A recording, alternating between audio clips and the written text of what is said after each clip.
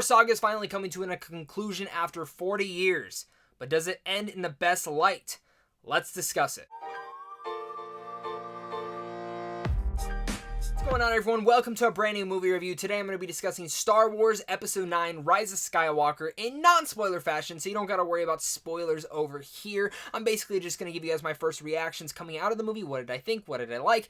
And stuff like that, and the things that I can get into. But in a sense, you guys are safe here. And if you guys are new here, make sure again to hit that like and subscribe button, where I do tons of early movie reviews like this on a daily basis, talk tons of geeky content, and I want to discuss it with you guys. So make sure as well leave a comment down below. Let me know what your guys' thoughts are on this film. Are you guys excited for it? Did you already see it? Let's discuss it. Rise of Skywalker is something that I've been definitely looking forward to, mostly because I love Star Wars, just like a lot of you guys have. But at the same time, I was very wary. I was very nervous at the same time of how this film was going to play out, just like I'm sure many of you guys also are feeling that same way, because after The Last Jedi, it didn't go the ways that we think it should have. A lot of it kind of divided it to where Star Wars became an iffy topic to talk about with any sort of geek and nerd. Okay, because that's what's great about film, is that everything is subjective. And after this film comes out, it's going to be very interesting to discuss with you guys what your guys' thoughts are, and in general to discuss with many people what their thoughts are on this film, because I do think this film is going to be mixed. I think there are going to be many people who love it. I think there are going to be many people who do not like it. And I think there are going to be people in the middle where they're like, I like that choice, I don't like that choice, and overall I'm kind of mixed as well. For me, I thought this was a good movie. I enjoyed it for sure.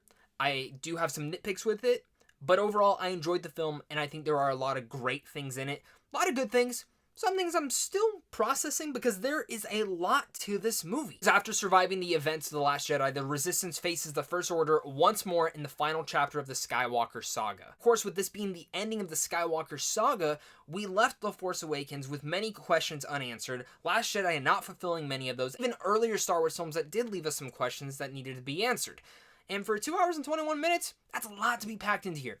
And what I can definitely say in this one is that J.J. Abrams directed this film, and you can definitely feel that this feels very much like a sequel to Force Awakens, while also being another film in its whole entirety. This movie has a lot, and there's a lot going on at times. That's why I'm excited to see this film again on Thursday, to see and process everything, and really sit on it even more. Because this is my first reaction. This is the one-time viewing. Films can develop and age greatly, and can also age badly. There's times to be told about this one, but walking out, you feel this anxious feeling about it of, well, man, they answered a lot, but they also gave me a couple more questions to be asked as well. Which I know they said that the Skywalker saga is done, but I think those answers could be answered later down the road, whether in Disney Plus, comics, books, all sorts of stuff like that. We can't get into those because that is a spoiler thing. But like I said, many of the questions that you've been wondering do get answered in here. Some predictable, some feeling very much like fan service. A lot of fan service, in fact, is in this film, especially if you're a die-hard Star Wars film. And fan service can be a good and a bad thing. I think this film mixed it in is a good and a bad thing as well. Some of the fan service I really liked. Some of it I thought was fine and just done to be fan service. I think my biggest issue with Rise of Skywalker, though, comes down to the pacing. Like I said, there's a lot to this film. And this movie hits the ground running and flies off into hyperspeed and never stops. Absolutely never stops for a break of emotion or really a break of peace and time, other than maybe a couple different sequences. And when it did get into those sequences, that's when the tears were shed from me. And that's when I felt the goosebumps arising. Overall, the whole film, while it is very entertaining, all the action set pieces are excellently done, and I mean really well done. J.J. Abrams knows how to shoot those action sequences. Whether you're seeing the Millennium Falcon fly around, whether you're seeing Rey and Kylo face off, it's all elements like that that you've been looking forward to and you want to see in your Star Wars films, but it's also those subtle moments that you do want to see, and I felt like this film did not have enough of those to really have us process some of the answers that are delved into as we have been waiting for these for the last 5 or 6 years. Even more than that, when it dives into other questions that have been around for quite a bit. I think if it comes down to anything in this film, I think this film could have honestly been longer.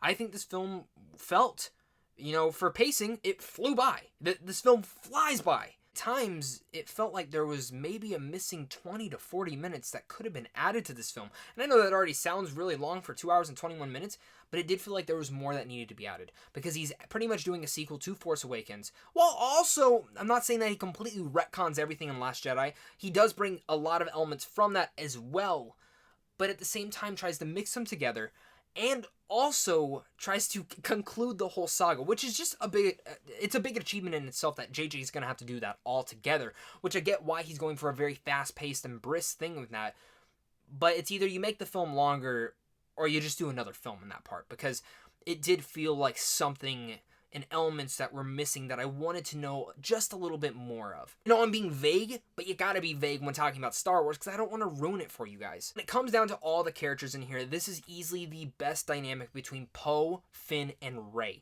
You get a lot of time with them, and the chemistry that you spend with them really feels, and it's the first time that I've actually felt this through this new trilogy, that they feel like the original squad, like with Han, Leia, and Luke. I'm not saying that they're as great as them, but it finally feels that way. And there's different dynamics that kind of go between them that you really do appreciate, and really just fundamentally adds more to it. Also, when you add in Chewbacca and C-3PO, all great. But really, it's Kylo Ren that, again, Adam Driver steals this show. I love what he's done with Kylo Ren throughout this whole entire saga. He's one of the best actors working today, and he does a lot with this character in the way that he fundamentally changes throughout this story. The way that he's fundamentally gone through this whole trilogy is quite unique, and to see where he ends up in this one is honestly something that I really liked. Even though I said that he stole the show, it doesn't mean that Poe Dameron and Finn didn't as well. Their bromance is just off the charts great, and Rey herself, Daisy Ridley, just does such a great job with a lot of emotional beats that she happens to go throughout this whole film. But honestly, the main thing that I must give it a true accomplishment to inside this film is everything they did with Leia. Carrie Fisher sadly passed after Last Jedi, and she was not able to film her scenes in here. With the use of movie magic, they were able to insert her into the film and truly makes her the charming soul of this whole entire movie,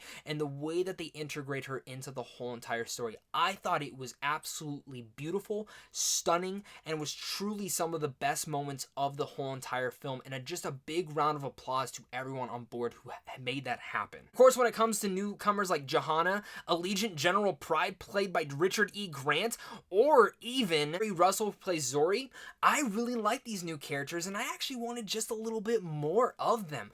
Richard E. Grant eats up the scenery, and the fact that this is his first Star Wars film is blasphemy. This guy should have been in almost every Star Wars film with the amount of detail and just the amount of grit that he can bring to this role. Kerry Russell is awesome. I loved her new character, and really, if they want to make a Disney Plus series out of her, I'm completely fine with it.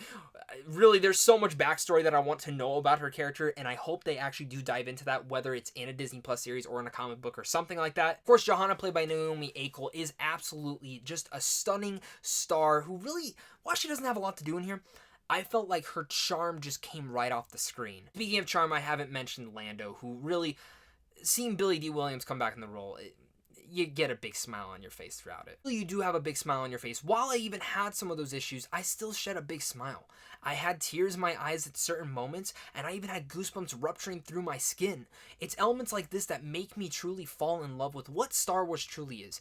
And while I come out of the film feeling that it's a good movie, maybe feeling that I wanted just a little bit more from this film, I still left satisfied at the least. Before I give you guys my final thoughts on Rise of Skywalker, make sure again to hit that like and subscribe button. Comment down below, let me know what your guys' thoughts are on this film. Did you guys like it? Did you hate it? Let's discuss it down below, guys, in the comments. And of course, if you guys are new here, make sure to head over to Sandwich on Films on how to see films early. And of course, a big thank you to you and a big thank you to my Patreon supporters, because without you, I wouldn't be able to do this. Rise of Skywalker is definitely epic in its grand scale of themes when it comes to the battle sequences and how beautifully they look. Technically, this film is great, and JJ knows how to do all that greatly.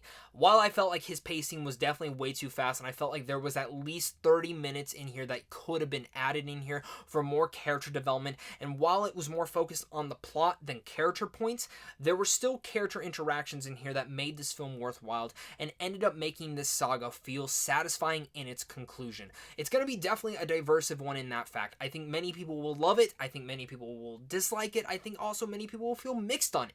But only time will tell for how this film ages within the Star Wars saga.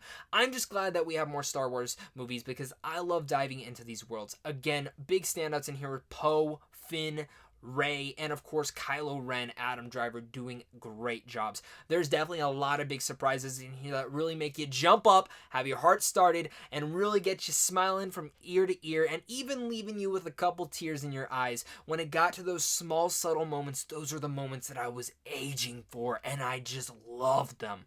And while again I wish there was more of it, especially when you come about certain revelations that come throughout the story, those are the things I wanted more of. While I feel mixed on a lot of those and how rushed it felt in some of the plot lines, I can still say that I walked out of Rise of Skywalker enjoying it, having a blast in the theater, and really looking forward to Thursday night when I get to see the movie again. But guys, that's going to be my thoughts on Rise of Skywalker. So with all that said, I'm going to give Rise of Skywalker a B+.